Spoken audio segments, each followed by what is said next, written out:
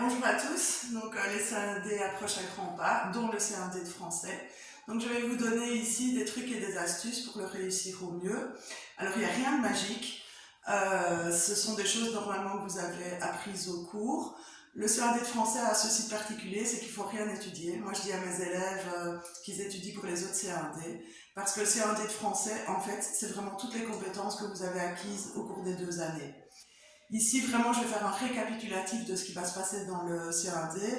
Et comme je suis une très vieille prof, j'ai eu la chance de tous les connaître. Et donc, j'ai vraiment tout observé et repris ici tout ce que vous pouvez avoir, donc toutes les solutions.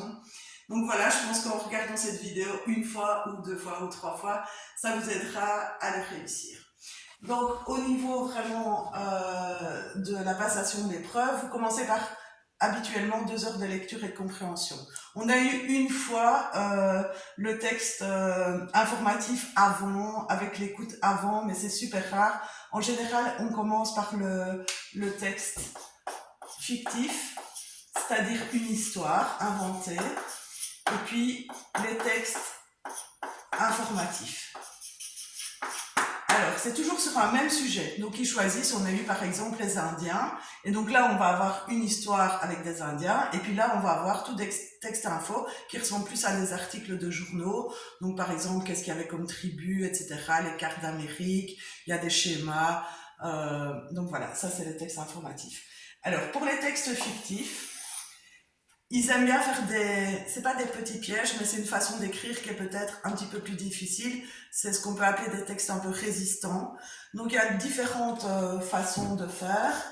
Vous avez par exemple un narrateur qui est un peu bizarre. Donc, on peut avoir un chien qui parle. On va pas vous dire « Bonjour, je suis un chien, je vais vous raconter une histoire ». Vous allez devoir comprendre en lisant l'histoire qu'en fait c'est un chien qui parle. Donc, ils vont par exemple utiliser des verbes qui sont propres au chien, comme ou des mots, hein, comme par exemple « sa truffe »,« fureter dans les buissons » ou des choses comme ça. Ou alors, on peut avoir une chronologie qui est bouleversée. Donc on va commencer par la fin, et puis on va avoir la suite, ou on va commencer par le début, et puis on va avoir un gros flashback. Donc ça, il ne faut pas vous inquiéter évidemment, et vous devez lire en continu le texte, et vous comprendrez, même si à un moment donné vous êtes un peu perdu, vous allez comprendre plus loin que c'était un flashback, ou bien une chronologie inversée. Alors, qu'est-ce qu'on peut avoir aussi comme résistance? C'est 2 narrateurs. Donc vous avez 2 histoires, mais on ne vous dit pas « Coucou, c'est Olivia qui parle » et maintenant c'est Rodolphe. En fait, vous allez devoir comprendre en lisant que ce sont 2 personnages différents, à qui il leur arrive 2 histoires différentes, mais évidemment, à un moment donné, elles vont se regrouper. Par exemple, on va découvrir que Olivia est la sœur cachée de Rodolphe, ou quelque chose comme ça.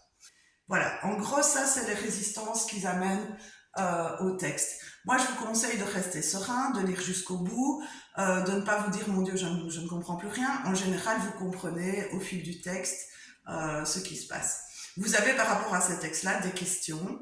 Moi, je vous conseille de répondre à tout, même si certaines vous dites « Mon Dieu, c'est sûrement pas ça ». Essayez quand même. Parfois, il y a un seul mot dans votre réponse qui va faire que vous obtenez quand même un point. S'il y a aussi une question avec A et B, il faut vraiment répondre à A et à B, parce que parfois dans la correction, il n'y a des points que si vous avez répondu aux 2. Et par exemple, même si vous avez juste au A et rien au B, eh ben vous avez 0 point pour ces questions-là. Voilà, donc ça c'est pour la lecture et la compréhension. C'est la partie la plus difficile, la plus longue. Et voilà, mais je peux pas vous aider plus que ça, parce que forcément je ne connais pas le texte et je ne sais pas vous donner des tuyaux sur plus. Vous avez les textes info. Donc ça, moi je vous conseille de ne pas lire du début à la fin, parce que souvent, rien qu'en sélectionnant par exemple les titres, en allant voir les sous-titres, etc., vous pouvez déjà répondre. Donc les textes info, je vous conseille d'avoir le questionnaire à côté du texte et de répondre au fur et à mesure. On va vous demander par exemple de retrouver dans quel document disent-ils que les Sioux habitaient à tel endroit. Et donc vous regardez les documents, vous passez tous les titres, et puis vous sélectionnez comme ça. Quelquefois, vous devrez aller relire un article, mais si vous prenez tout le temps pour lire tous les articles et puis seulement répondre aux questions, vous n'aurez plus assez de temps, parce que le texte fictif prend déjà pas mal de temps. Après, vous avez la récréation.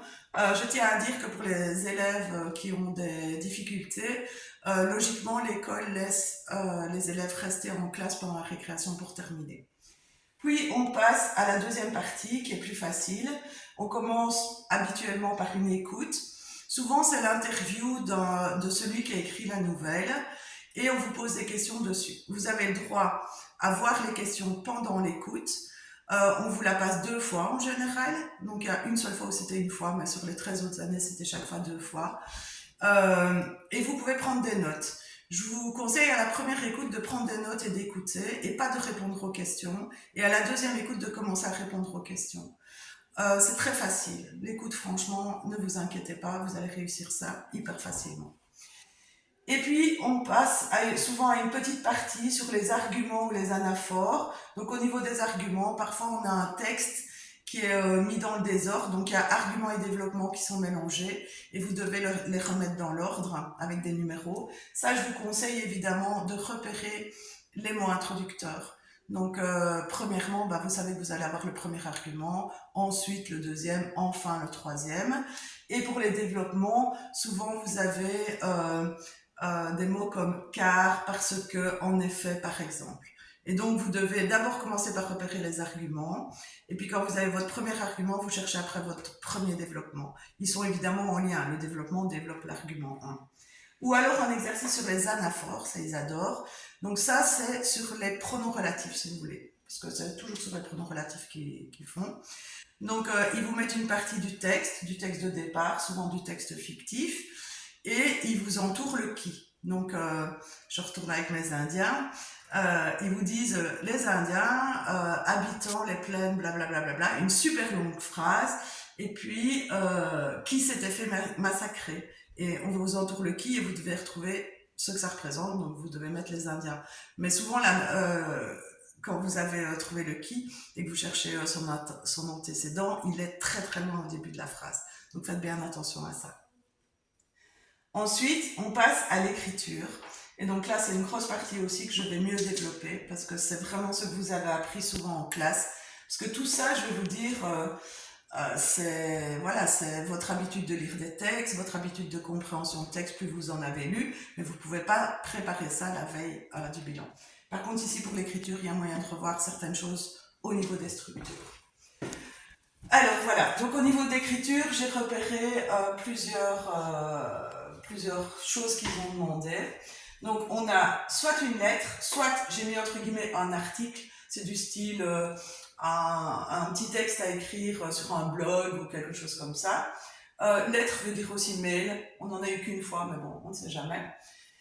Et puis alors, ce qui est plus du côté narratif, on a eu 2 fois une suite de textes, notamment l'année dernière. Donc le texte se termine et on vous demande, à ton avis, que va-t-il se passer? Écris la suite de l'histoire. Mais je me suis dit, pourquoi pas un début? Ils n'ont jamais fait ça. Ils pourraient nous dire, écris ce qui s'est passé avant, ou un milieu. Parfois dans les textes, on passe au niveau de l'écriture 4-5 ans, on dit 4 ans plus tard, peut-être qu'on va vous demander de raconter ce qui s'est passé pendant ces 4 ans-là. Ça, si vous avez ça, c'est pas trop compliqué, vous devez juste faire attention à une chose, c'est de garder le bon narrateur. Donc si s'exprime en je, il faut continuer le texte en je. Si ça s'exprime en il faut continuer en il. Gardez les bons temps aussi. Si c'est au passé, il faut que vous partiez dans les temps du récit du passé. Si c'est au présent, il faut que vous restiez au présent. Alors maintenant, dans le présent, vous allez aussi avoir du passé composé. Ça, c'est tout à fait normal. Et là, faites un peu attention à vos fins de verbes. Alors, si c'est un bouleversement de point de vue, on en a eu 2. Pour moi, ce sont les plus compliqués. Donc ça, si peut-être votre prof a fait avec vous, c'est le fameux C1D sur la maison de Peter. Donc, à un moment dans l'histoire, je sais même plus si c'est Peter ou l'autre, on va dire Peter, de toute façon ça n'a pas d'intérêt. Peter est en train de jouer dans son jardin, en train de faire un puzzle, et son petit voisin est en train de l'observer. Le voisin c'est Peter. Donc le petit garçon est en train de faire son puzzle, et Peter est en train de l'observer. Et dans l'histoire de départ qu'on a, dans le texte fictif, Donc on parle, c'est le petit voisin qui est en train de parler, et il dit je suis en train de mettre les pièces du puzzle. Non, c'est pas en jeu, décidément, c'est en il. Donc il était en train de mettre les pièces du puzzle, tout à coup il s'endormit. Et on sait qu'il y a Peter qui est en train de regarder par la clôture du jardin. Et on vous dit tout ce passage-là, moi je l'ai évidemment hyper résumé, on vous dit maintenant tu vas te mettre à la place de Peter.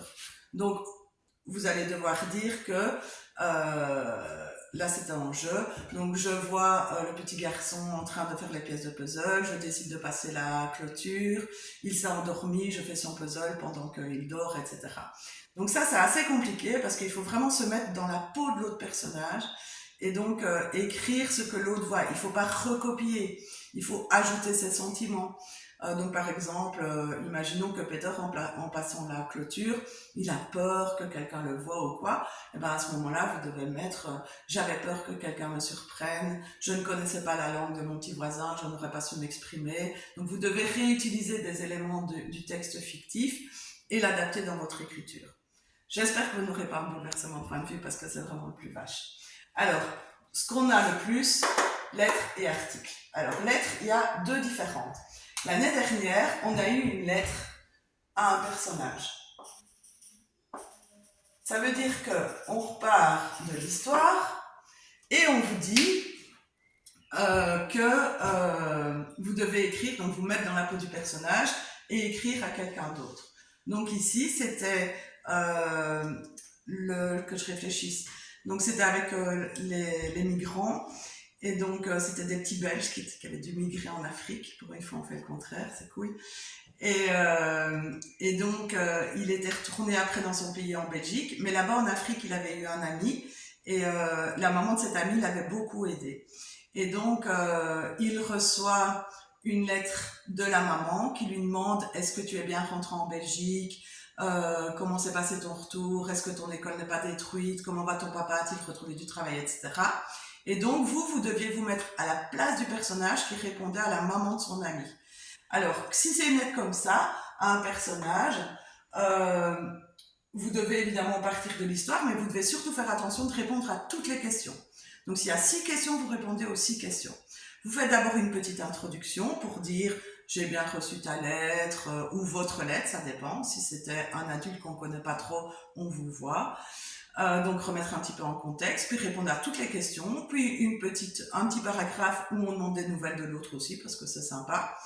Et enfin, vous signez. Donc il ne faut pas oublier dans cette lettre-là de mettre la date, de mettre le lieu. Donc là, vous devez penser, tiens, où le personnage habite-t-il ? D'où envoie-t-il sa lettre ? Et de signer à la place du personnage, évidemment. Vous ne devez pas mettre votre signature à vous.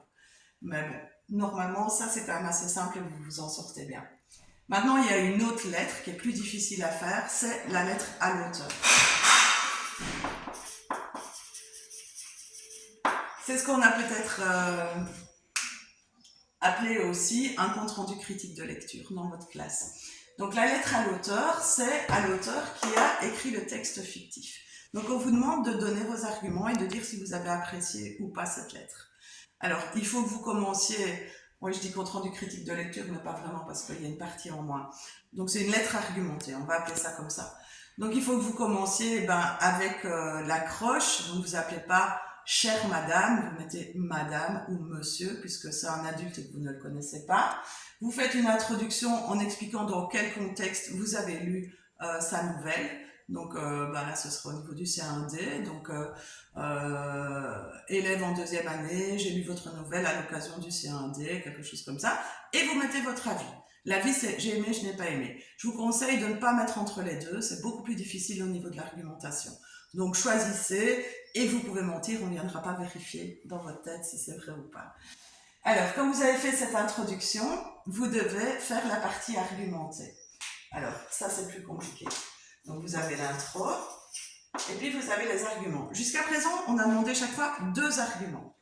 Donc, vous devez évidemment commencer votre premier argument par un mot introducteur. Plus facile, vous mettez par exemple « premièrement ». Donc, premièrement, j'ai beaucoup apprécié votre nouvelle car. Pour le deuxième argument, ensuite, ou bien enfin, si on ne vous en demande que 2, puis une petite conclusion en disant je vous remercie pour ce texte, il m'a beaucoup aidé à comprendre. Enfin, je sais pas, vous brodez un peu. Et puis vous signez, et là, c'est votre signature, puisque c'est vous qui écrivez à l'auteur. Au niveau de la date, c'est le lieu où vous vous trouvez pour le CA1D et la date du jour du CA1D. Alors maintenant, au niveau des arguments. Parce que dans la grille de correction, il y a quand même pas mal de points pour les arguments et leur développement. Je vous conseille de retenir certaines choses, comme ça vous ne devez pas trop vous casser la tête ce jour-là, au niveau de l'argumentation. Un premier, ce serait au niveau du style. Ça, il y a toujours moyen de le faire. Donc vous dites que le style était très soigné, et alors en développement, en effet, donc ça c'est le petit mot qu'on peut utiliser pour faire le développement. En effet, le vocabulaire était approprié, compréhensible, adapté à des gens de notre âge, etc. Donc ça, c'est un argument très facile à placer. Vous avez aussi un argument sur les personnages, qui est toujours bien facile à placer. Donc ça, c'est dire les personnages de Sacha et Julio étaient attachants, je me suis facilement identifiée à eux, en effet, ou car, pour changer, ils avaient mon âge, ils vivaient une situation réaliste, etc. Alors, vous pouvez aussi faire sur la chute. Ça, c'est évidemment s'il y a une chute intéressante. Hein. Si le texte se termine tout à fait normalement, il ne faut pas prendre cet argument-là. Mais souvent, on a un texte qui est étonnant à la fin, et donc vous pouvez dire, donc imaginez que vous êtes à votre premier argument. Premièrement, j'ai adoré la chute de cette histoire.